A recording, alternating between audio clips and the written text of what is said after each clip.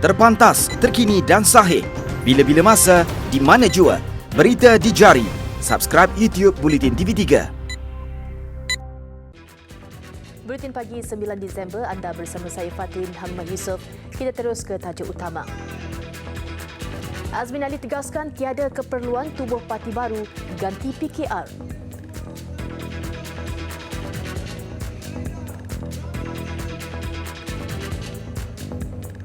Juga dakwaan terhadap Anwar Ibrahim, Yusof rata dijangka beri keterangan polis hari ini.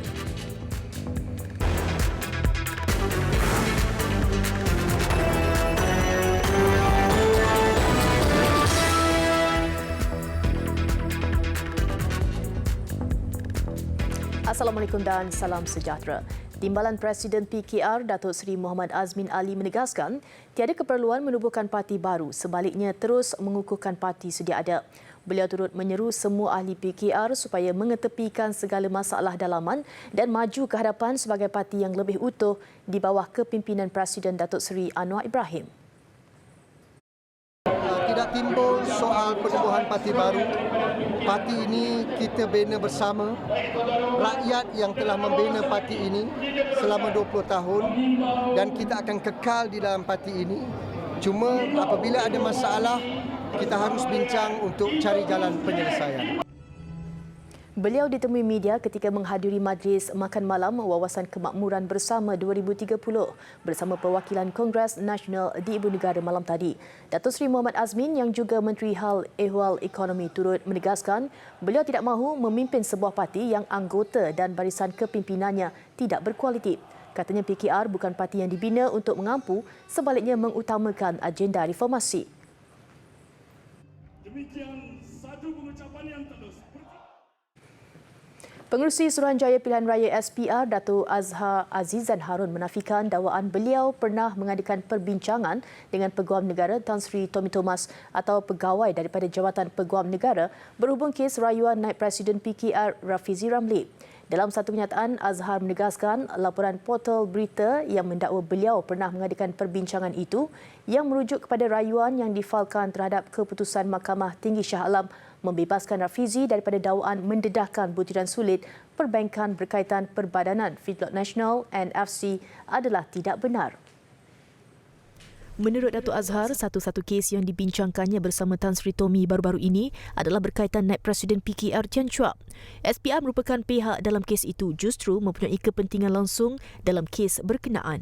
Tegasnya beliau tidak membincangkan kes atau rayuan Rafizi dengan Tan Sri Tommy atau mana-mana pegawai daripada Jabatan Peguam Negara yang menyebabkan beliau mengambil keputusan untuk menarik balik rayuan terbabit dan memulakan prosiding disiplin ke atas mana-mana pegawainya atau untuk dalam apa jua cara mempengaruhi Tan Sri Tommy Thomas dalam proses beliau membuat keputusan. Datuk Azhar merujuk kepada laporan sebuah portal bertajuk AGC's Appeal Against Rafizi's Acquittal Done Without His Knowledge yang antara lain membayangkan Peguam Negara selepas berbincang dengan pengerusi SPR membuat keputusan pendakwaan tidak akan merayu dan keputusan itu telah pun disampaikan kepada pegawai yang berkenaan.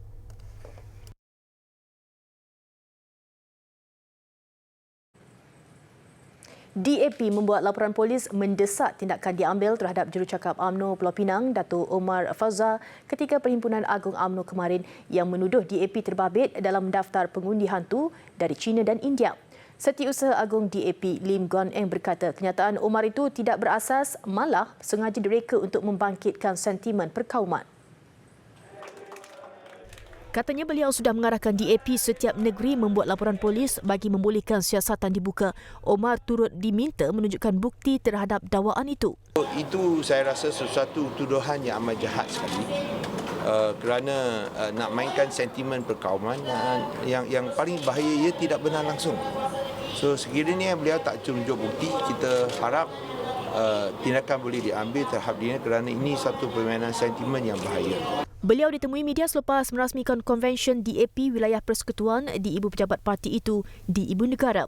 Omar yang juga Ketua UMNO bahagian Bukit Gelugur dalam ucapannya ketika Perhimpunan Agung UMNO mendakwa isu kad pengenalan palsu dimiliki warga Cina sebelum ini dikaitkan dengan usaha untuk mendaftarkan mereka sebagai pengundi bagi menyokong DAP. Muhammad Yusof Roti dijangka memberi keterangan di Bukit Aman hari ini bagi membantu siasatan kes dakwaan perlakuan tidak senonoh Presiden PKR Datuk Seri Anwar Ibrahim terhadapnya.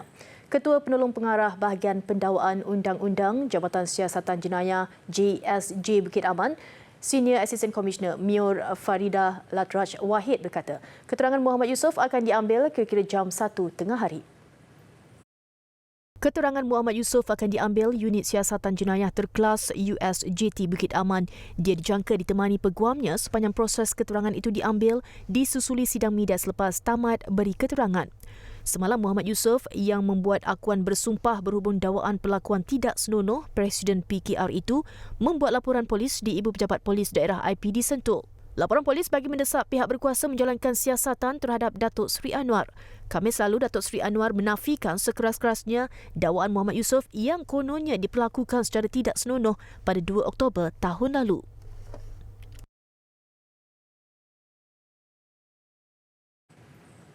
Baik, Jabatan Bomba dan Penyelamat Johor menafikan berlaku letupan dan kebakaran di sebuah kilang kimia di Tanjung Langsat, Pasir Gudang, Johor seperti yang tular di media sosial. Pengarahnya Datuk Yahya Madis mengakui menerima maklumat berlaku kebakaran tong di luar kilang tetapi tidak membabitkan struktur bangunan kilang. Katanya kebakaran dipadamkan oleh pihak kilang terbabit tanpa memerlukan bantuan Jabatan Bomba dan Penyelamat. Petang semalam tular kejadian kebakaran yang didakwa berlaku di kilang Lotte Uber yang terletak di kawasan perindustrian Tanjung Langsat, Pasir Gudang. Kononnya kejadian berlaku jam 9.32 pagi menyebabkan 13 orang pekerja cedera. 2 daripadanya menerima rawatan di Hospital Sultan Ismail dan seorang mangsa dirawat di unit rawatan rapi ICU. Datuk Yahya ketika dihubungi mengesahkan laporan berkenaan adalah palsu.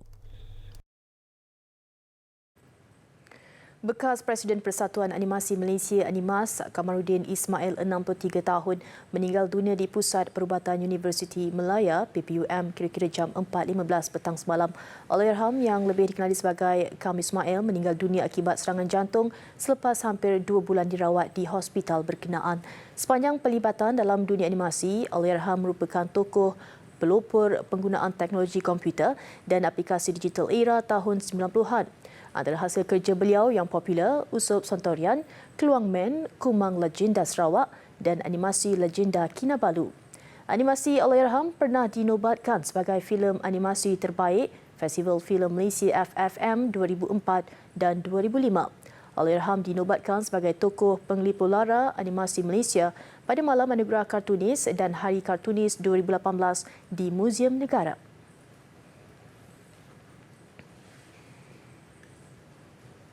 Majlis Pelancongan Penjagaan Kesihatan Malaysia MHTC menegaskan antara faktor yang mendorong kejayaan untuk menjadi destinasi pilihan pelancongan perubatan dan kesihatan adalah dengan menjalankan strategi pemasaran khusus. Minggu lalu, MHTC terus mengekalkan reputasinya dengan memenangi anugerah kluster pelancongan kesihatan dan perubatan serta kepujian tertinggi bagi anugerah destinasi pelancongan kesihatan dan perubatan 2019 pada Majlis Anugerah Jurnal Pelancongan Perubatan Antarabangsa IMTJ. Laporannya bersama koresponden Media Prima Haliza Hashim di Berlin, Jerman. Delegasi antarabangsa di Persidangan Pelancongan Perubatan IMTJ ini kagum dengan penekanan kepada pasaran khusus yang dipraktikkan oleh MHTC terutama bagi perkhidmatan rawatan kesuburan. Bila kita masuk ke negara China, kita harus memikirkan bagaimanakah cara terbaik untuk kita memasarkan Malaysia Healthcare kepada mereka. Lebih kurang 90 juta pasangan akan berusaha untuk mendapatkan lebih ramai anak. Daripada 90 juta pasangan ini, dalam 40 juta pasangan adalah melebihi umur 40 tahun. Secara natural untuk mereka mendapatkan anak adalah lebih sukar. Jadi mereka inilah pasaran khusus kita untuk memasarkan fertility ataupun rawatan kesuburan. Majlis Penghargaan Tahunan IMTJ pada Selasa turut menyaksikan TMC Fertility Center Malaysia memenangi anugerah klinik fertility antarabangsa untuk 4 tahun berturut-turut. MHTC sentiasa menjalankan program tambah nilai kepada industri pelancongan kesihatan seperti usaha untuk menjadikan negara hub perkhidmatan fertiliti serantau. Di seluruh dunia hanya ada 23 fasiliti yang telah diakreditasi di bawah Artec dan 5 adalah di Malaysia. Pertumbuhan dari segi pesakit kita melihat dalam 3 tahun kebelakangan ini dalam 300%. Jadi ini adalah satu jumlah yang sangat menggalakkan dan kita akan teruskan usaha kita di negara China. Sebagai contoh, kita ada MIRC sekarang, Malaysia International Referral Centres, yang kita telah buka di 2 bandar, satu Hangzhou dan satu lagi kita dah buka di Chengdu. MHTC mempunyai 73 ahli terdiri dari hospital swasta dan pusat kesihatan. Penglibatan MHTC di dalam persidangan IMTJ sejak 5 tahun lalu telah memperkenalkan lagi Malaysia kepada pelancong kesihatan dari Eropah. Tahun ini warga Perancis dan UK antara 10 negara teratas yang tiba di Malaysia untuk mendapatkan pelbagai rawatan kesihatan. Walaupun MHTC dan hospital swasta Malaysia telah menyandang anugerah dalam pelbagai kategori setiap tahun, mereka masih perlu memantapkan lagi pakej perkhidmatan dan kualiti yang ditawarkan supaya menjelang tahun melawat Malaysia dan tahun pelancongan kesihatan Malaysia 2020, apabila disebut pelancongan kesihatan, ia sinonim Malaysia sebagai destinasi pilihan.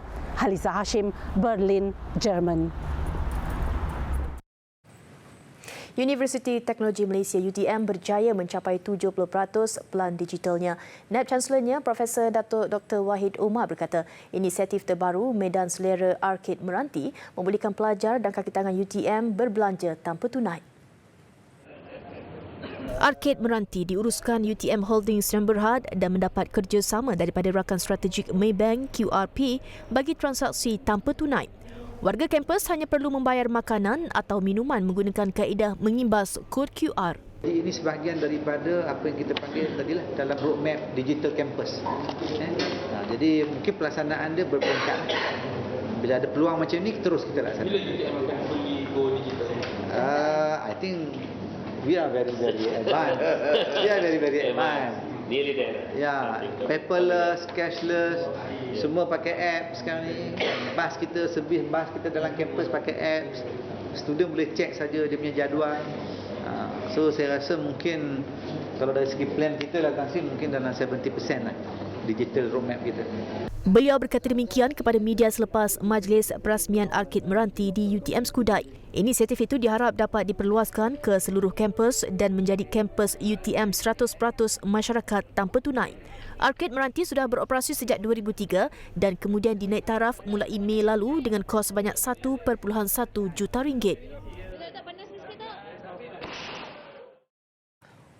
Diskaun peralatan komputer dan gadget sehingga 50%. Itu potongan harga yang ditawar Mara Digital Mall di Ibu Negara sempena sambutan ulang tahun keempatnya bermula 6 Disember lalu dan berakhir semalam.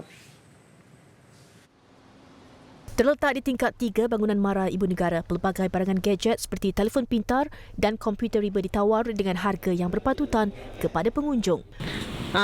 Beli barang-barang gadget lah. Murah. Sangat murah dan senang nak cari, and then dekat sebab dia tengah-tengah dekat jalan tai, semua orang boleh datang sini. Okey, saya memang nak support Bumi Putra punya sebab harganya pun berpatutan. Lagi satu, kita menolong sesama kita. Tak payah risau. Harga memang sama dengan mana-mana tempat pun. Cuma kita kat sini servis lebih senang sikit. Senang bertutur. Kalau kata cakap Bukit Bintang, mungkin ada foreigner sikit lah. Bukan nak cakap dia orang compare dengan kita. Cuma kata kat sana foreigner yang banyak, bukan orang kita yang banyak. Sebenarnya kalau kata mana-mana pun, kedai kain pun, kat sini kita orang terapkan pada servis. Macam customer kita orang kat sini sekarang dengan servis. Yang paling penting dia orang happy. Happy apa yang dia orang nak beli, dia orang faham, puas hati.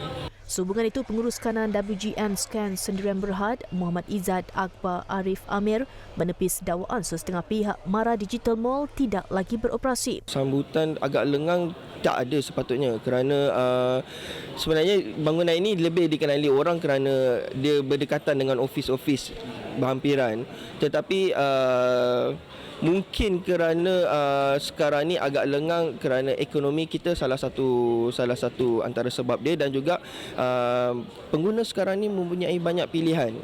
daripada membeli di kedai, dan juga sekarang ni trend terbaru adalah membeli secara online. Tetapi sambutan yang lengang tu kita tak ada dapat isu ni lah. Sepatutnya kami masih lagi kekal. Mara Digital Mall yang dikhususkan untuk peniaga Bumiputra Melayu dilancar pada 8 Disember 2015. Sejak penubuhannya, Mara Digital Mall mempunyai pembekal tunggal iaitu WGN Scan Sdn Bhd yang berperanan membekalkan barangan dan produk perniagaan kepada usahawan di bangunan terpapit. Kuan Look Dragon and Lion Dance Association Sungai Wis Selangor berjaya meraih tempat pertama dalam kejohanan tarian singa nasional ke-19 yang berlangsung di Arena All Stars Genting Highlands semalam. Ia sekaligus melahirkan kumpulan itu mewakili Malaysia di kejohanan tarian singa dunia ke-14 tahun depan. Kejohanan Tarian Singa Nasional Anjuran Resort World Genting setiap 2 tahun merupakan pertandingan yang terkenal dan diiktiraf di dunia.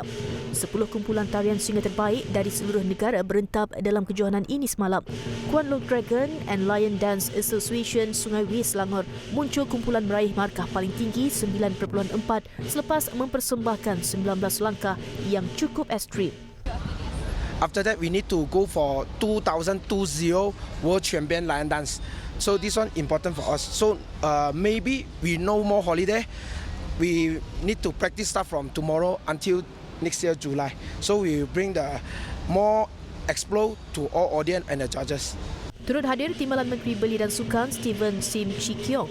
Pasukan tarian singa Malaysia ini saban tahun semakin meningkat kualiti mereka, dan sebenarnya walaupun ini merupakan satu kebudayaan orang Cina, tetapi sebenarnya pasukan Malaysia merupakan antara pasukan terbaik di dunia. Katanya melalui prestasi yang ditunjukkan oleh Kuan Look Dragon and Lion Dance Association Sungai Wis Selangor, beliau yakin kumpulan itu mampu mencipta nama di kejohanan tarian singa dunia ke-14 tahun depan.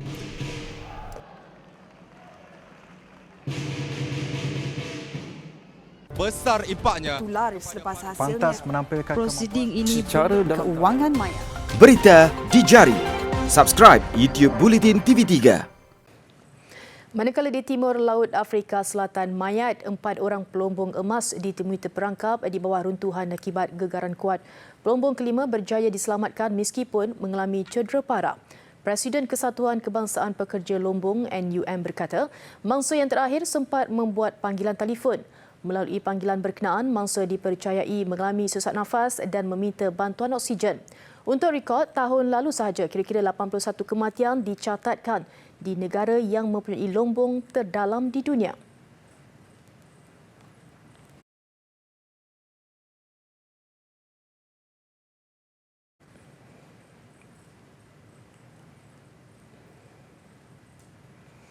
Lagi berita membabitkan kematian di mana di Brazil, 2 orang lelaki yang dipercayai ketua kumpulan orang asli mati ditembak berhampiran State of Maranhão.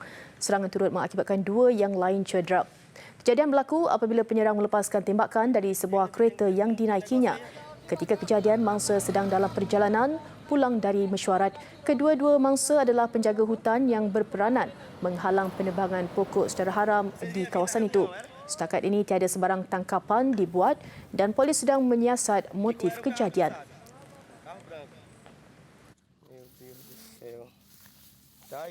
Pihak berkuasa Australia akan mengguna pakai kaedah cuaca semasa selain mencipta garis penahanan bagi membendung kebakaran di negara itu. Tindakan itu diambil sebagai persediaan bagi mengalami suhu panas yang dijangka melambung minggu depan.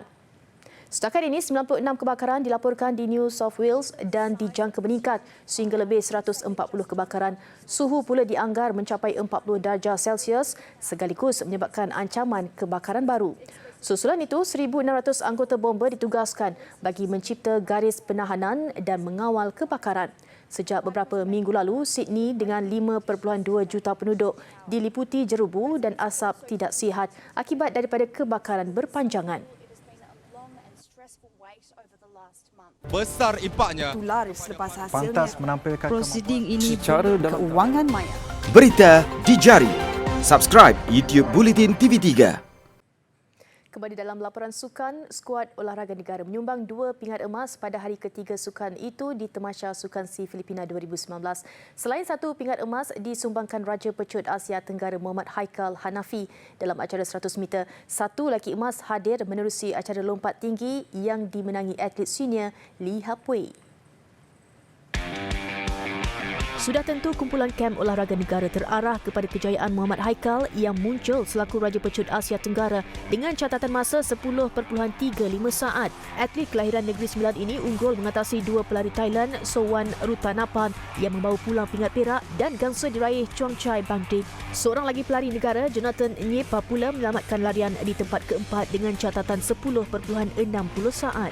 Satu lagi sejarah baru tercipta buat atlet senior Lee Hap Wei dalam acara lompat tinggi. Anak jati Selangor ini akhirnya berjaya menamatkan kemarau 8 tahun karirnya untuk merampas kembali pingat emas Sukan Si dengan ketinggian 2.21 meter. Kali terakhir Hap Wei meraih emas dalam Tamasya Indonesia 2011. Dia yang mencipta sejarah selaku atlet olahraga pertama negara layak ke final kejohanan dunia. Berkongsi catatan sama dengan rakan senegara Nauraj Singh yang meraih pingat perak namun memiliki kelebihan berdasarkan kiraan semula. Memang baguslah kali ini kita menang, still keep on first and second. Or Malaysia keep going first and second. I think it's good. We have to keep going. Dalam pada itu, Grace Wong Ziumei gagal mempertahankan pingat emas yang diraihnya 2 tahun lalu apabila sekadar meraih pingat perak dalam acara baling tukul besi wanita. Grace sekadar membuat balingan sejauh 55.82 meter, sementara pingat emas dan gangsa dimenangi atlet Thailand Ming Kamon Kompon dan Panwat Gimsrang. Sementara itu, jago Paralimpik negara Ziad Zulkifli meraih pingat perak dalam acara lontar peluru lelaki. Ziad membuat lontaran sejauh 17.03 meter sekaligus memperbaiki kutipan gangsa yang diraih pada Sukan Si Kuala Lumpur 2017. Platform yang terbaik bagi saya silver medal di World Champ, silver medal di SEA Games dan first Paralympics won silver medal in SEA Games. So saya sangat bangga dapat sumbang silver medal untuk negara. Tak tahu nak cakap macam mana, tapi kebanggaan tu saya dapat membaiki daripada gangsa ke perak. Itu adalah satu kebanggaan untuk diri saya.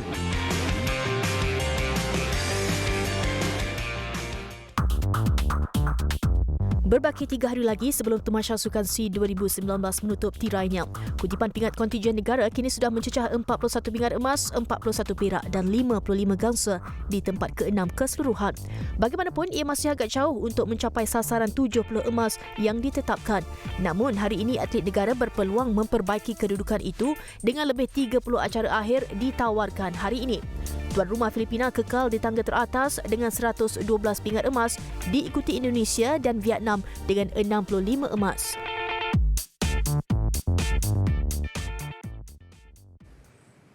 Persatuan Bola Sepak Selangor FAS melangkah satu lagi fasa ke hadapan dengan pelancaran Gardens Arena, sebuah fasiliti padang sintetik bertaraf FIFA. Pembukaannya bakal menjadi kemudahan terbaru bagi program pembangunan akar umbi di negeri itu selain gelanggang persiapan segenap pasukan The Red Giants hinggalah ke skuad utama. Padang Sintetik Garden Arena di Gamuda Garden, Sungai Buloh menempati piawaian Persekutuan Bola Sepak Antarabangsa FIFA. Dilancarkan oleh Raja Muda Selangor, Tengku Amir Shah Sultan Sharafuddin Idris Shah yang juga merupakan Presiden Bola Sepak Selangor FAS. Ianya bakal menjadi kemudahan utama bagi program pembangunan bola sepak di negeri itu. Projek ini adalah satu projek kerjasama di mana pasukan Selangor akan mendapat kemudahan untuk berlatih di padang sintetik jika perlu. Kemudahan ini bukan sahaja untuk pasukan utama tetapi dilanjutkan juga ataupun extended to pasukan belia, pasukan presiden Selangor 2 dan juga player-player peringkat umur yang lebih muda lagi. Usaha sama FAS dan Arena Legacy Sdn Bhd yang terjalin bakal memanfaatkan aktiviti akar umbi antaranya kursus ke pengadilan, ke jurulatihan serta gelanggang liga dan pusat latihan meliputi skuad-skuad negeri hinggalah pasukan utama The Red Giant. Majlis perasmian pembukaannya turut disusuli dengan aksi perlawanan persahabatan di antara legenda Selangor menentang tim Media FC.